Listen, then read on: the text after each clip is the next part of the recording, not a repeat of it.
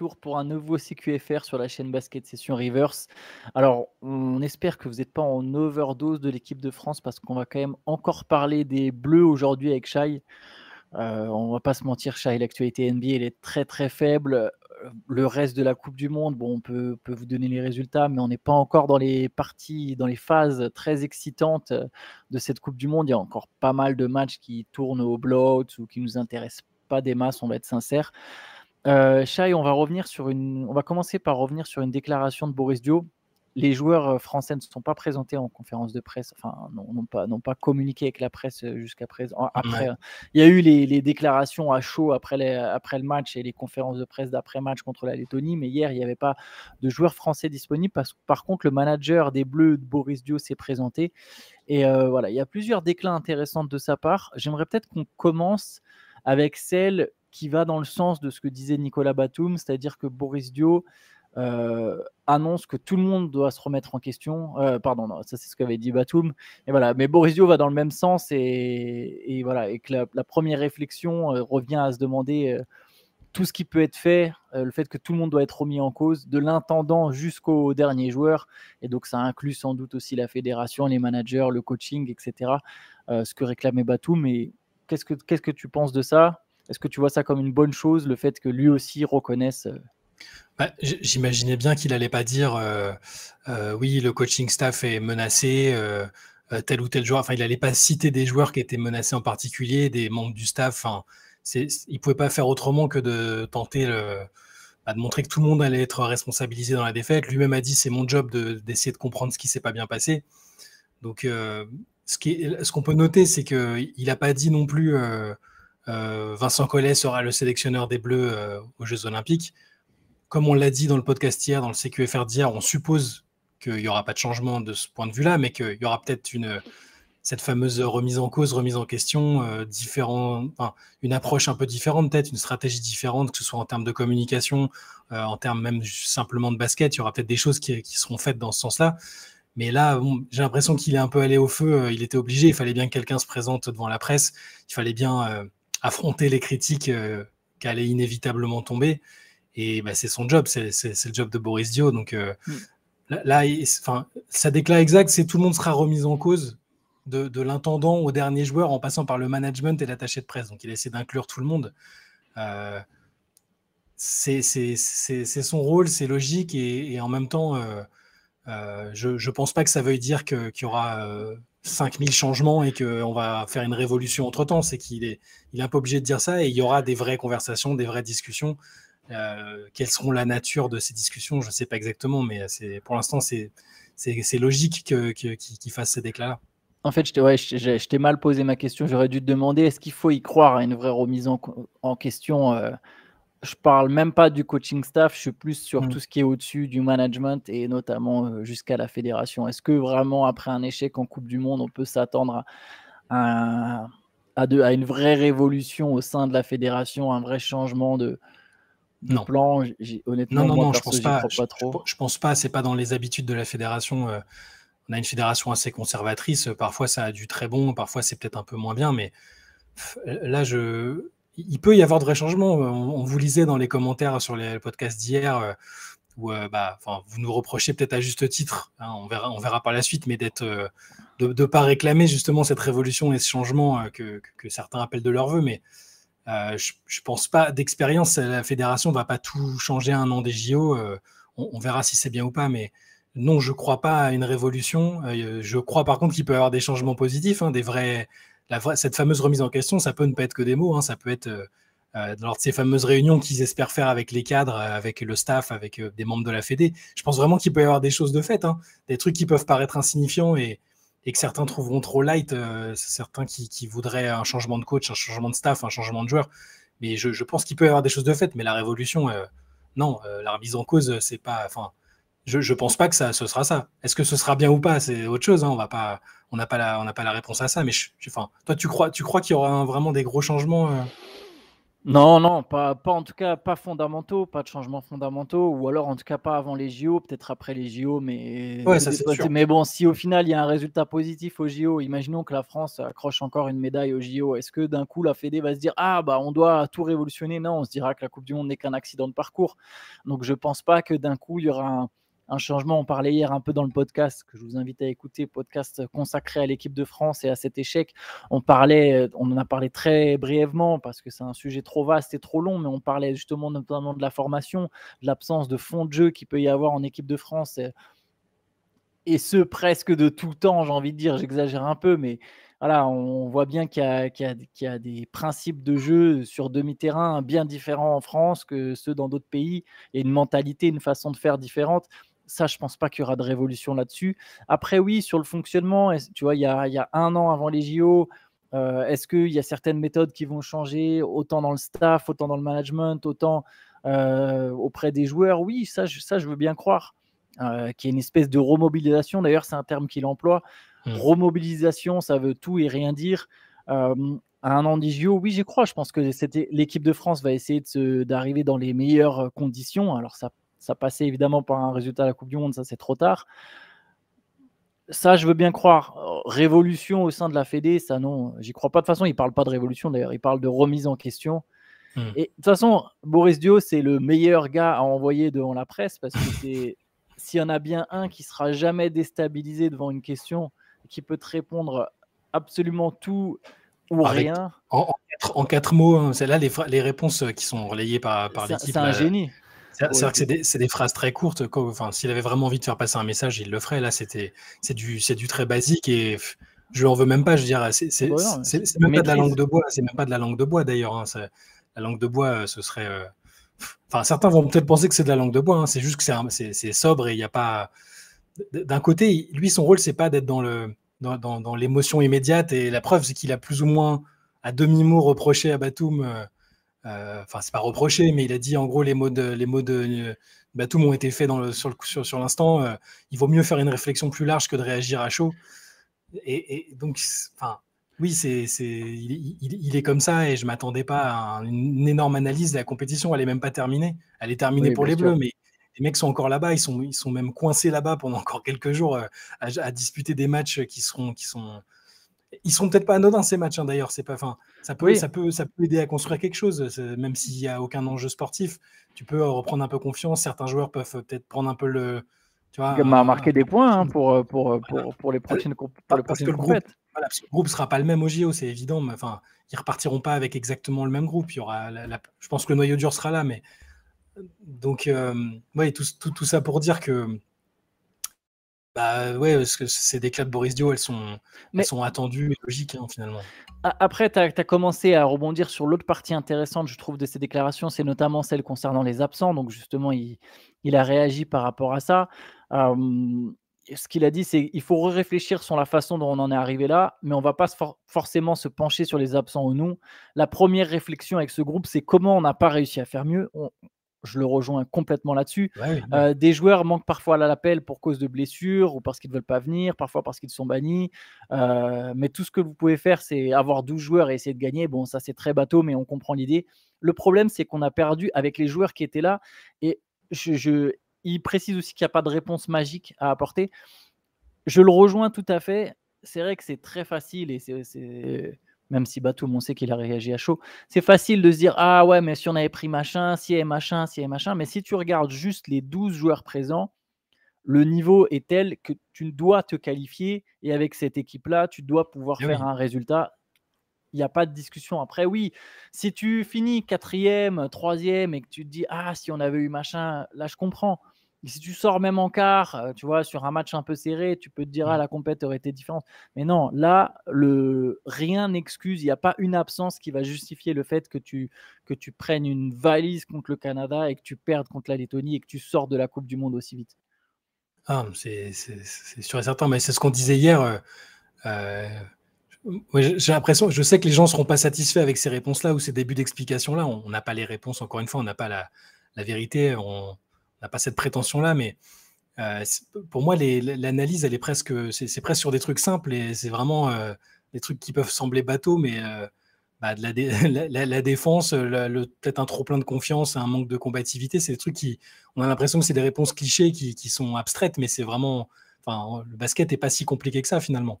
Le sport en général, parfois, il suffit d'en avoir plus envie que l'adversaire. Là aussi, c'est des formules Ce qui toutes s'est faites qu'on a passé, l'habitude mais c'est d'entendre. ce qui s'est passé dimanche, de toute On façon. on est d'accord. C'est pour ça que les grandes analyses sur qui était là, qui n'était pas là, au final, je suis assez d'accord sur le fait qu'il faut se demander pourquoi là, avec ces joueurs-là en particulier, ça n'a pas suffi, alors que tout le monde, nous les premiers, les joueurs en tête, sont entrés dans cette compétition en se disant qu'il y avait moyen même d'aller gagner la médaille d'or. C'est la première fois quasiment qu'on s'est dit ça.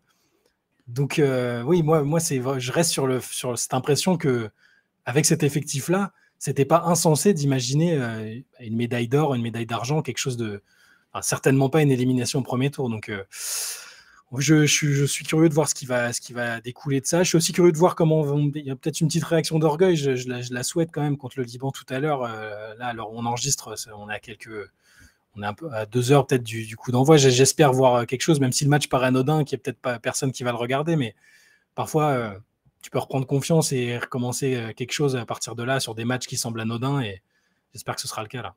Oui, tu peux finir la compète avec que des victoires. Tu bats le Liban, tu gagnes tes matchs de classement. Bon, voilà, tu finis au moins sur une bonne note, tu Mm. testes des joueurs.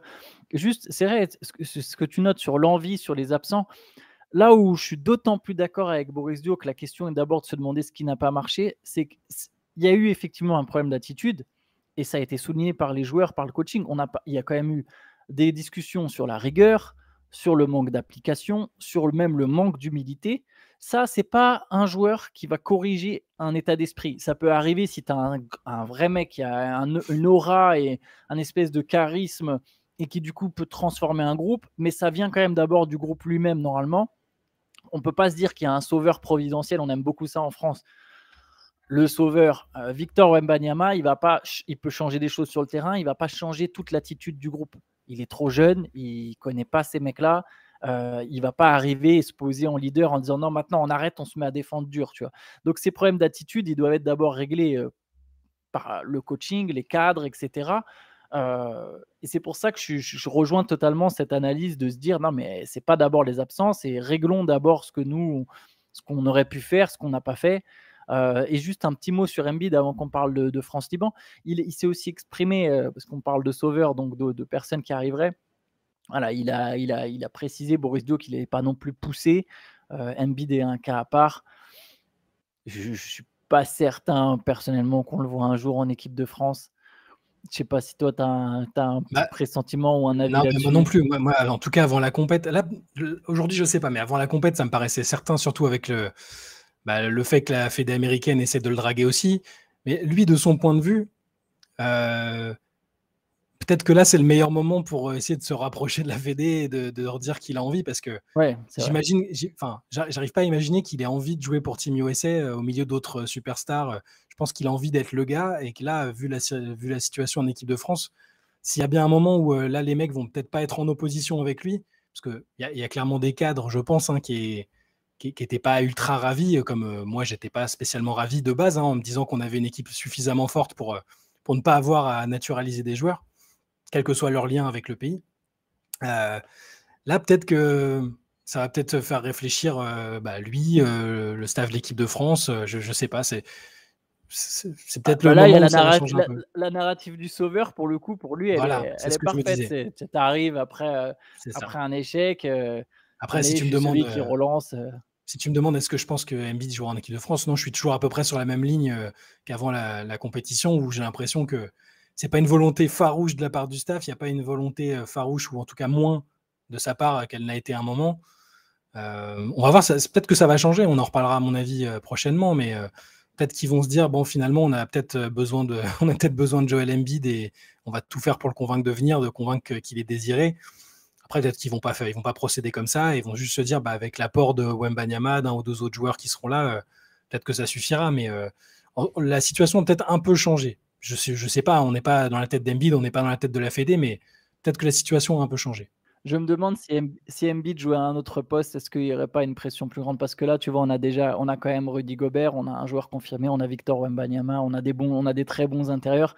Est-ce que si c'était à la place de, je sais pas, de Joel Embiid, c'était Un un arrière, quoi. meneur, ouais, un meneur ou un arrière, est-ce qu'on aurait, tu sais, moins de scrupules, à se Mais dire: «Non, faut absolument pousser pour l'avoir», ce que tu dis me fait penser à j'écoutais le podcast de Brian Windhorst hier où il parlait justement de l'élimination de la France et les 3 participants au podcast, dont Windhorst, étaient un peu choqués du niveau du backcourt français et en gros, pour eux, c'était le problème, les extérieurs, ils étaient choqués de l'absence de joueurs, soit très expérimentés, soit dont c'est vraiment le poste de formation. Et ouais, ça les a un peu. Ils s'attendaient pas à ça en fait. Et limite, ils pointaient du doigt l'absence de Nilikina en disant ah Nilikina aura peut-être fait du bien, même si c'est pas un joueur NBA ultra confirmé. Donc même voilà, le point de vue extérieur, c'est ça aussi, c'est qu'il manque des joueurs, des joueurs à la main, des playmakers. Donc c'est aussi c'est sûr que si Embiid avait été un arrière, ça aurait été peut-être qu'effectivement on aurait plus poussé pour ça, mais là dans une équipe où tu es censé avoir Rudy Gobert et Victor Wembanyama entre autres, ouais, moi le premier, hein, je me disais est-ce qu'on a vraiment besoin d'Embiid pour battre les États-Unis? C'est sûr que ça aurait été plus facile, mais là malheureusement on en est à une phase où on est plus à se dire est-ce qu'on peut battre les États-Unis? Et là forcément faut repartir avec plus d'humilité, bah, que oui. ce soit de la part des joueurs, du staff, des journalistes. Voilà, c'est sûr que c'est une telle surprise et une telle déception que. Enfin bon, écoute, la situation autour d'Amid va peut-être changer. Enfin, j'ai l'impression qu'il y a peut-être s'il y a un moment où ça peut changer, c'est maintenant en tout cas. Bon allez, on va finir sur un petit mot sur le France-Liban. Match Mm. à 11h45, dernier match de poule en attendant les matchs de classement. Heu, bon, faut quand même le gagner celui-là, histoire d'éviter de terminer dernier de la poule. Et Liban qui avait battu l'équipe de France en 2006. Alors ça Ouais. remonte maintenant, mais c'était une défaite 74-73 contre le Liban. Qu'est-ce que tu attends de ce match? Qu'est-ce que tu as envie de voir? J'ai envie de voir la fameuse réaction d'orgueil, peut-être plus des opportunités données à des joueurs qu'on peut jouer jusque-là pour voir ce qu'ils peuvent faire. Tu vois, bah, forcément, personnellement, tu sais que j'aime bien Sylvain Francisco, j'ai envie de le voir peut-être un peu davantage Ah, moi aussi. tu vois, je pense, enfin, tous les joueurs qui ont eu peu de temps de jeu finalement, qu'ils aient l'opportunité de se montrer plus, peut-être plus de Terry Tarpey, plus de, je sais pas, de tout le monde, Mathias Le Sort, Fall, je sais pas, je sais pas si ça passe par les cadres. J'ai l'impression que c'est aussi l'opportunité de donner aux mecs qui sont venus l'occasion de se montrer. Parce que j'imagine pas une situation où Gobert, Fournier, Batum seront pas de colo, sont pas appelés pour les JO. Donc peut-être ceux qui ont le plus de choses à montrer, c'est ce que j'ai envie de voir, je pense. Et puis ouais, il faut éviter une défaite, histoire quoi. Voilà, que ce soit pas le calice jusqu'à la Ligue, franchement, ce serait bien. On a déjà perdu contre le Liban. Faut surtout pas faire l'erreur de se dire que c'est forcé, que c'est gagné d'avance, quoi. C'est ça le truc. Moi, je vais te dire ce que j'ai envie de voir non seulement sur ce match, mais sur tous ceux qui restent. Et Mm. c'est très dur, c'est presque ingrat. J'ai envie de voir des morts de faim. J'ai envie de voir une équipe qui joue comme si elle n'était pas éliminée. Mm.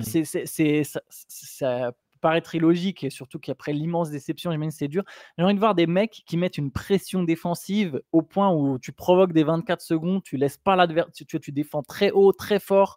Je Vraiment que tu joues comme si tu étais en train de jouer des quarts de finale, demi-finale, et même si tout le monde va te dire: «Ah mais pourquoi vous avez pas joué comme ça avant?» Peu importe.